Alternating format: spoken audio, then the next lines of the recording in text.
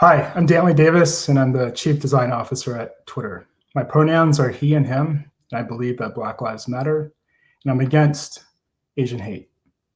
Today, I'll be talking about turning adversity into impact, both in your life and career. I'll share some stories on how I've been able to do this for myself, and hopefully you'll find something in my experience that inspires you.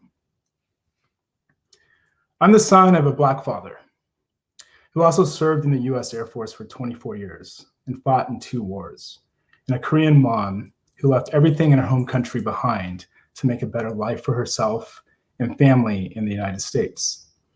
My father was a product of the Civil Rights era and taught my sisters and I lessons on how to navigate the world.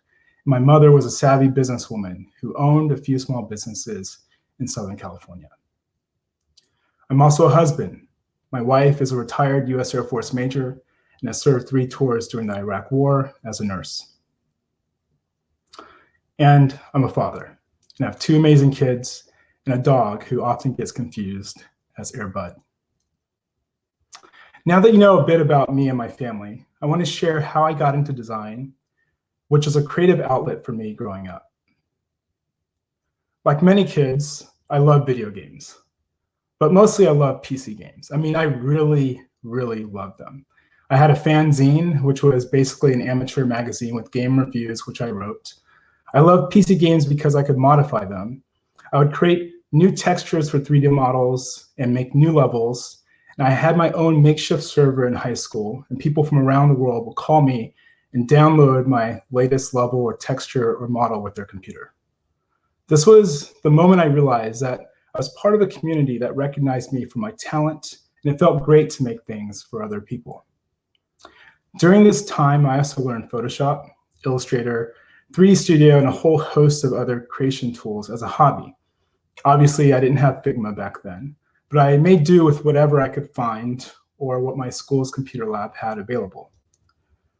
While in high school, I learned HTML, CSS, JavaScript, and started making websites. One of my teachers asked if I ever considered being a graphic designer. She essentially introduced me to the field and shared a list of art schools with me. To be honest, I'd never considered design as a career, but her guidance set me on a path that would change my life. I went to high school an hour outside of Los Angeles in a suburb called Moreno Valley, also known as Murder Valley. The gangs were moving from LA to the suburbs, and during this time, they were bringing a bunch of violence and trauma with them. I had friends killed by gang violence, and I personally had been shot at and stabbed as a teenager. It was a tough couple of years, but design gave me an opportunity to escape and find a new life. During my career as a designer, I've always tried to focus on how I could bring joy to people in the same way that my gaming mods did so many years earlier. When I worked at PayPal in the early 2000s, the company was focused mostly on eBay purchases. I wanted to help get small businesses paid, including my mom's. My mom owned a small clothing store in Koreatown, and I saw the challenges she faced on getting her business online. So I pitched the idea of having PayPal integrated into third-party shopping carts and websites. It seems so obvious now, but it wasn't back then. At Netflix, I designed the user interface to help people more easily find content to watch. My inspiration was a mom I met on a research trip, and all she wanted was to get a few moments of escapism during her stressful day.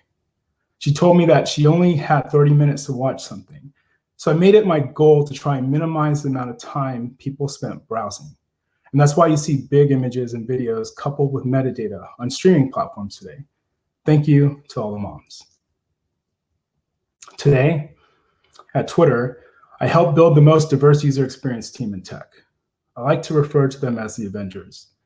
Each member of the team has their own unique superpower or powers based on their lived experiences and perspective. Together, we are stronger because of our individual abilities.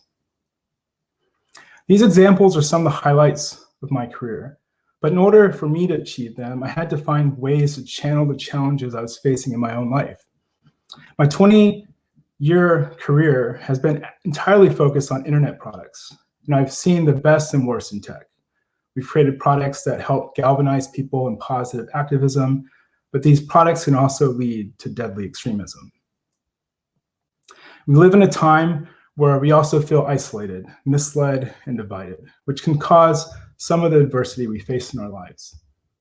There's so much we as designers can do to make the internet reach its full potential. But how do we move past what may be holding us back?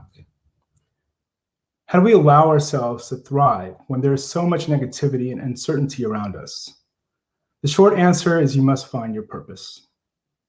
Here's how I found mine. Experiencing adversity happened for me in 3 categories: war, death, and racism. I'd like to share with you how my life and career has been impacted and how I've overcome such adversity. Starting with war. In 2005, my wife was deployed to Iraq. Not only was she going to Iraq, but she's going to the most attacked base in Iraq. Her team's mission is to build field hospitals and treat injured soldiers and civilians, basically stabilizing them before they are flown back in country for long-term care. She volunteered for this deployment because she had a sense of duty to her unit and to our country. I was really afraid for her, especially since there were massive casualties during this period of the war. However, when your wife is a badass and goes away to war, it makes you rethink what you're standing up for, or whether you're even standing up at all. Her experience gave me courage to speak up during difficult times. This picture of my wife, she's holding a mortar round that landed 10 feet from her on her second day in Iraq, but it failed to detonate. The price was really high for her. And in death, shortly after my wife returned from Iraq, my dad passed away unexpectedly. This is a picture of my son at my dad's grave. My dad never met his grandson. My entire life, my dad wanted me to become a civil rights attorney and stand up for the racism he experienced during his life. Imagine the disappointment when I told him I was going to art school to become a designer.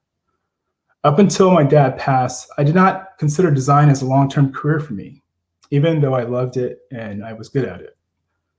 The year he died, I was studying for the LSATs and researching law schools. However, his passing made me realize how much I actually love being a designer. I find joy in making things that people find useful.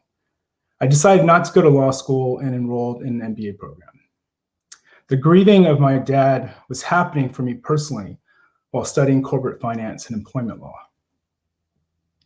I also became comfortable being told I'm not a culture fit. It was a badge of honor that I was against the status quo. Like hip hop or punk rock, I was moving to a different beat. Ironically, business school gave me the vocabulary to speak in a language that executives understood and allowed me to continue building things that people found useful and identify ways to measure its impact.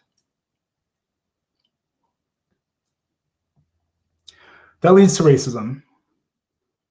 I know these are hard topics, especially with all that's going on right now in the world. My first experience with racism was being in the back of my mom's car at 5 years old and witnessing young white kids make fun of my mom because of her eyes and accent. I felt ashamed to be Korean. As an adult, I was shocked and angered by the police brutality against Black people that went viral on social media. It was trauma that I knew very well, but this time the world was seeing it, so it hit different. It was at this moment that I decided to pivot my career simply from making things that people found useful to doing my best to make the internet a more positive experience for everyone. From my own mixed identity, I have a unique perspective on the American dream and inclusion.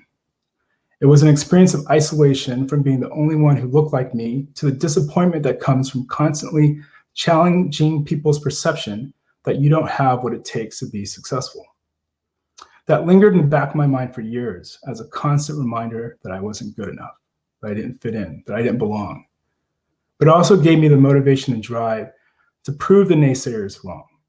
However, eventually I realized that I absolutely had nothing to prove. My experience and my accomplishment speak for themselves. So let's talk about your impact and how you can use adversity faced in your life as an advantage. If you want to find purpose in your work, first find purpose in your life. There's got to be more that drives you other than the design practice. It can be people, it can be craft, it can be a mission. One of my favorite quotes is from Brené Brown, and it reads, "Owning our story can be hard, but not nearly as difficult as spending our lives running from it." Ask yourself what in your life gives you meaning, and is there overlap with your career? It's okay if the answer is no. That might mean a change is necessary for your own fulfillment and growth. Learn from the adversity you faced and identify how it's challenged you. Investigate what has felt painful and hard and use it as fuel for your own growth. For me, that's meant focusing this point in my career on lifting others up as I've progressed. Whether it's making connections with designers from different backgrounds and walks of life, giving people a chance to shoot their shot, or mentoring, I found that doing this work brings in new voices who make our industry better because of their unique perspectives. Finally, aspire to design a better future, not just a better interface. The challenge before us as designers isn't simply to create better products. That's table stakes. The challenge before us is to bring value to people, value to your company, and reduce harm. By approaching your work with this duality, you may be met with skepticism or indifference by the unenlightened around you. This is where purpose matters. Purpose will give you the fortitude and strength to champion what is right for people. We have to do the extra work to connect the value for people and the value for the companies we work for. The future of the internet and its role on social issues like race, politics, ethics, and governance is yours to design. You can have a positive impact on society by seeking inclusion in the work you do as a designer, but also scratching the itch of curiosity about all aspects of your life. Allow your life experience to guide you on making a positive impact. In closing, I'd like to leave you with this.